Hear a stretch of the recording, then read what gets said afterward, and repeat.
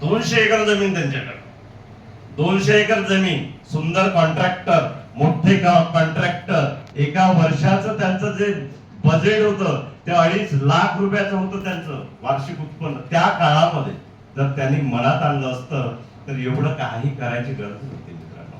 परंतु ते सामाजिक टर्न मी तुम्हाला सांगितलं. आपल्या एका मित्रांच्या वरातीमध्ये लग्नाला गेले, पण फुले काही आपोआप गेले नव्हते. मी येतो भात खायला अशातला काही प्रश्न नव्हता. फुले त्या मित्रांनी, परांजपे या मित्रांनी त्यांना काय दिलं होतं, कार्ड दिलं होतं, मित्रा लग्नाला म्हणून ते गेले होते. तिथं त्यांना असं वाटलं बाकीच्या लोकांना की फुले हे ब्राह्मणच आहे. नंतर त्याला कळलं तर हे तर माळी आहे, हे तर शूद्र आहे. एवढा मोठा शिकला असेल म्हणून आमच्या बरोबर कसं काय चालू शकतो. म्हणून त्यांनी फुल्यांना डिवचलं. फुले जायला निघाले. त्यांचा मित्र घोड्यावरून खाली उतरत होता. फुल्यांनी हात दिला, मित्रा लग्न सांभाळून घे, लग्न उरकवून घे, नंतर बघू काय करायचं ते. हा टर्निंग पॉइंट मित्रांनो फुल्यांचा.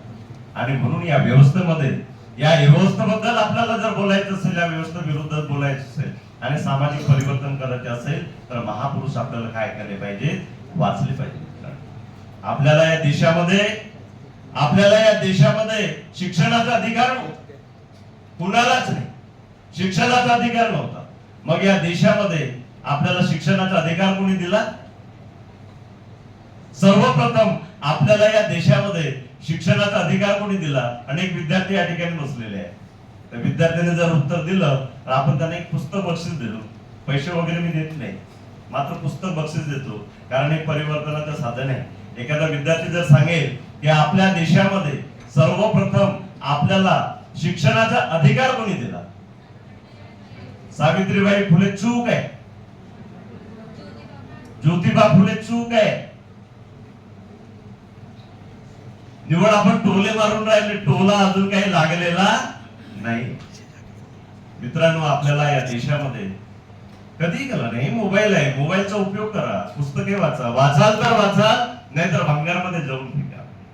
ज्याच्या संविधान पण चूक आहे. ज्याच्या घरी नाही पुस्तकाचं कपाट त्याचं घर होईल भुई सपाट. म्हणून मित्रांनो आपण वाचलं पाहिजे.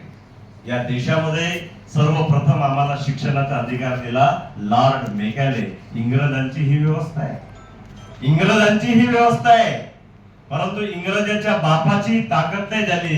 ह्या आमच्या माऊल्या आहेत, ह्या आमच्या युवती आहेत, आमच्या मुली आहेत, त्यांना शिक्षण द्यावं म्हणून ही ताकद निर्माण केली तुमच्या बापाने, माझ्या बापाने. आणि तो बाप म्हणजे कोण? महात्मा ज्योतिराव फुले. महात्मा ज्योतिराव फुल्यांच्या नावानं जोरदार टाळ्या झाल्याच. आणि म्हणून मित्रांनो, तुमची शाळा निघाली, फुल्यांनी तुमच्या शाळेची घंटा वाजवली. कोणत्या तारखेला हे तरी सांगाल का मुलींनो? फुल्यांना तर असं वाटत असेल की कशासाठी याला शिक्षण दिलं. 1848 बरोबर आहे. तारीख सांगता येईल बेटा? Very good. या इकडे या. आम्ही बोलतो तसं करतो. पुस्तक घेऊन जा.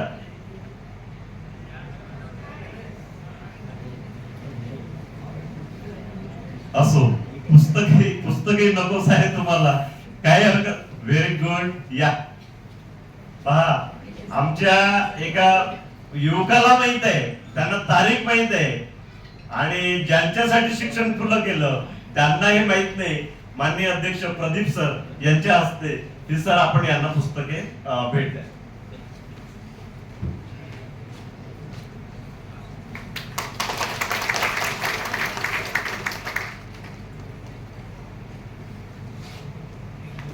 आणि म्हणून मित्रांनो, 1 जानेवारी 1848 नवीन वर्षाची सुरुवात. नवीन वर्षाची सुरुवात याच दिवशी तुमच्या शाळेची पहिली घंटा फुल्यांनी वाजवली होती. आणि म्हणून या ठिकाणी तुम्ही. आणि फुले जर नसते, किती वर्ष लागले असते परिवर्तनाला. आणि म्हणून मला म्हणायचं आहे,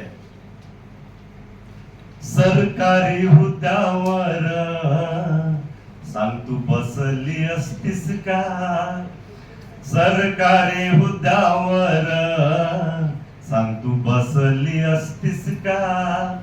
माझी सावित्री नसती तर साहेब झाली तू असतीस का?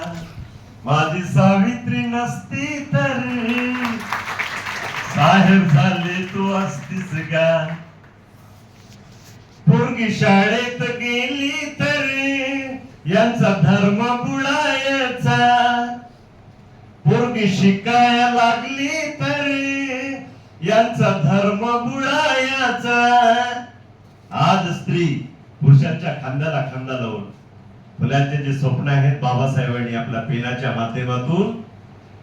माध्यमातून लोकशाही बळकट केली आणि लिंगभेद करता येणार नाही.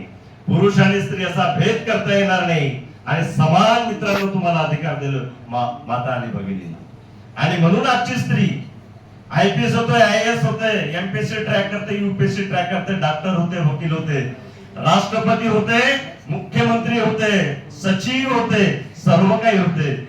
कशामुळे? महात्मा ज्योतिराव फुले